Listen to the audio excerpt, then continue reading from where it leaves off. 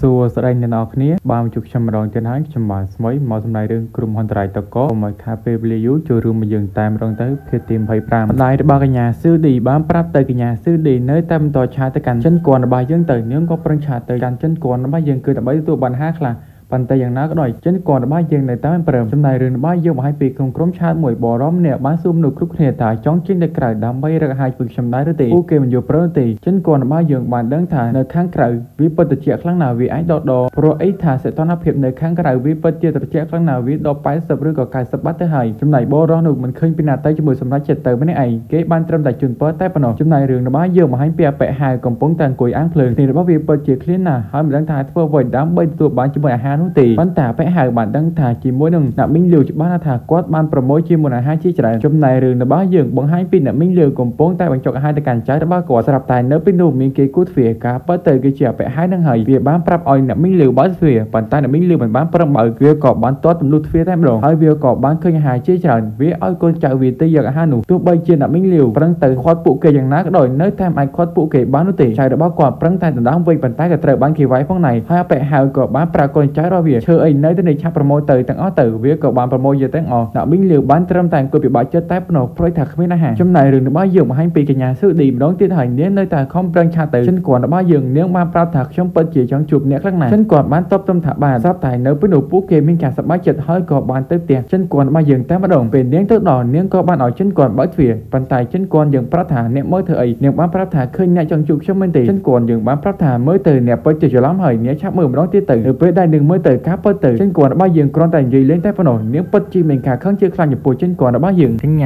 ស៊ឺឌីជាមួយនឹងម្ដាយរបស់នាងពិតជាមានការខឹងជាខ្លាំងចំពោះចិនគួនរបស់យើងនាងក៏បានខកទៅកាន់អ្នកមីងលាវប្រាប់ពីដំណឹងនេះទៅកាន់សាងហ្វានបែបប្រកបគង់ជាមួយអាហារជាច្រើនទុកនៅក្នុងផ្ទះរបស់ខ្លួនអ្នកមីងលាវក៏ទៅលើឆ្នោតគាត់មានការខឹងជាខ្លាំងចិនគួនខ្ញុំពិតជាចង់ចាប់ឯងជាយូរមកហើយចំណែកបរមនេះដែលនៅក្នុងគ្រប់វិញគាត់ពិតជាមានការភ័យបារម្ភចំពោះបរមនេះទៀតប៉ុន្តែពេលនោះវាងាប់ទេគាត់ថាជើងរបស់វាពិតជាមានរឹងរបួសចិនគួនកំពុងតែគិតថាឥឡូវនេះវាមានរយៈពេលកន្លះខែហើយដែលមានការធ្លាក់ប្រតិក៏មិនយំមិនឆាប់ទេមនុស្សវានឹងមហាពិធីពិតរបស់ខ្លួនស្រាប់តែអ្នកមីងលាវក៏បាន7ចិនគួនរបស់យើងពិតជាមានអាហារជាច្រើនកំពុងសុខទុក្ខពួកគេពិតជាមានការភ្ញាក់ផ្អើលហើយអ្នកមីងគួនក៏បាននិយាយថាបើសិនជាអ្នកមិនប្រកួតជាមួយអាហារនឹងអ្វីឲ្យពួកយើងទៅច្បាស់ថាអ្នកពិតជាត្រូវមានបញ្ហាជីវិតខ្ញុំចំណែកព្រមម៉ាប់យើងវិញកំពុងតែមានការព្រួយបារម្ភចំពោះពុកម្ដាយរបស់ខ្លួនជាខ្លាំងខ្លួនពិតជាចង់ទៅមើលព្រោះថាខ្ញុំបានផឹកជាមួយនឹងទឹកវេទមន្តដែរអ្នកឲ្យខ្ញុំច្បាស់ថាខ្ញុំពិតជាអាចទប់ទល់ជាមួយនឹងអាកាសធាតុត្រជាក់បានចិនគួនបានប្រាប់ថាមិនអីទេចាំខ្ញុំទៅជាមួយអ្នកប៉ុន្តែនៅទីនោះស្រាប់តែមានមនុស្សជាច្រើននៅមុខផ្ទះចិនគួនរបស់យើងជួយឲ្យបើកទ្វារហើយពួកគេពិតជាភ្ញាក់ផ្អើលនៅពេលដែលឃើញថាផ្ទះរបស់ចិនគួនរបស់យើងនៅតែមានភ្លើងអគ្គិសនីប្រើអ្នកមីងលាវបានប្រាប់ទៅចិនគួនអ្នកឆាប់បើកទ្វារនេះភ្លាមទៅប៉ុន្តែយ៉ាងណាក៏ដោយចិនគួនមិនព្រមបើកនោះទេនាងក៏បានប្រាប់ថាមិនអីទេខ្ញុំក៏បាននាំយកជាមួយអ្នកជំនាញកោះសោផងដែរបរិយានេះមានឈ្មោះថាលីលោកលីនឹងក៏បានថាខ្ញុំបានកោះសោរយៈពេល20ឆ្នាំហើយមិនអីទេកុំព្រួយបារម្ភនៅពេលដែលគាត់ទៅគាត់ពិតជាខំប្រឹងមែនតែប៉ុន្តែយ៉ាងណាក៏ដោយគាត់នៅតែក៏មិនចេញហាក់បីដូចជាទ្វារនេះវាមានសតប20ជាសតបដែលពិសេសចិនគួនបានប្រាប់ថាពួកឯងពិតជាប្រភ្លើមែន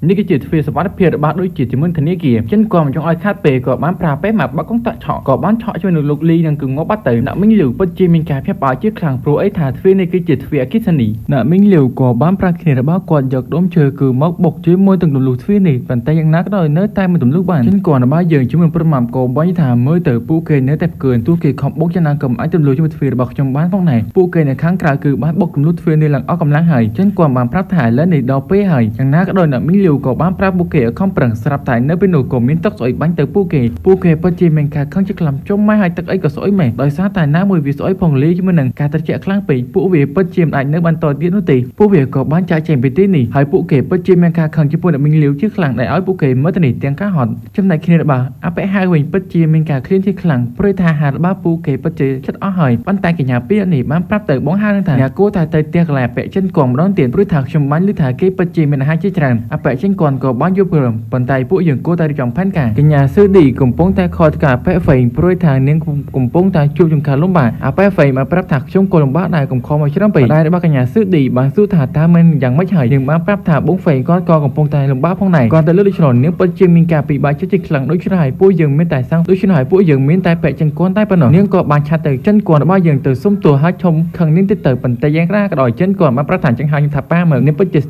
ទើរប៉ុន្តែម្ដាយរបស់កញ្ញាស៊ឺឌីបានប្រាប់ថាជីវិតរបស់ពួកយើងពិតជាសំខាន់ជាងកញ្ញាស៊ឺឌីបានត្រឹមតែគឹងចិត្តថានៅមើលអញต้อง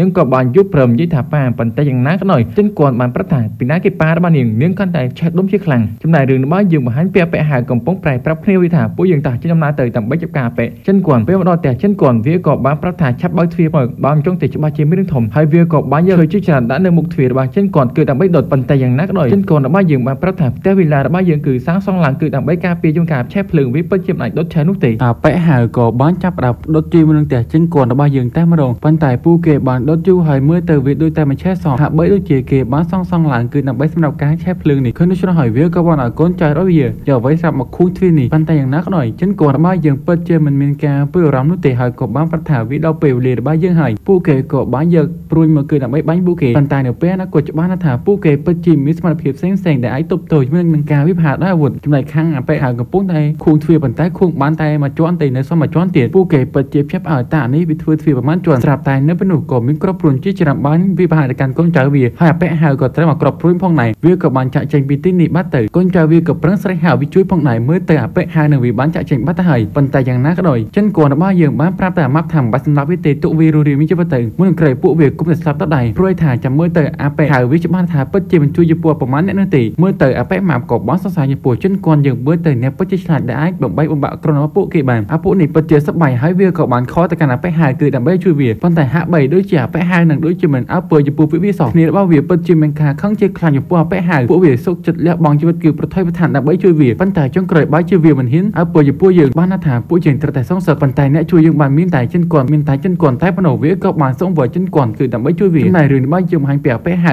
គឺត្រូវបានកូនចៅវាដូរគ្រាប់ព្រួយចេញវាពិតជាមានការឈឺចាប់ជាខ្លាំងកញ្ញាម្នាក់នេះបាញ់ថាមើលទៅអ្នកបានបរាជ័យម្ដងទៀតហើយវាបានស្រែកថាឆាប់ចេញទៅក្រៅហើយដាំទឹកមកយកដើម្បីលឺរបួសខ្ញុំពួកគេទាំងពីរអ្នកក៏ចេញក្រៅដើម្បីដាំទឹកឲ្យអពៈនឹងហើយបានពិភាក្សាគ្នាថាពួកយើងគួរតែចាក់ចេញពីទីនេះព្រោះថាហាមពិតជាគ្រប់គ្រាន់ទេប៉ុន្តែមិនដឹងថាគួរទៅទីកន្លែងណាកញ្ញាម្នាក់នឹងបានប្រាប់ថាមានតែផ្ទះរបស់ចិនគាត់តែប៉ុណ្ណោះដែលមានសុវត្ថិភាពជាងគេ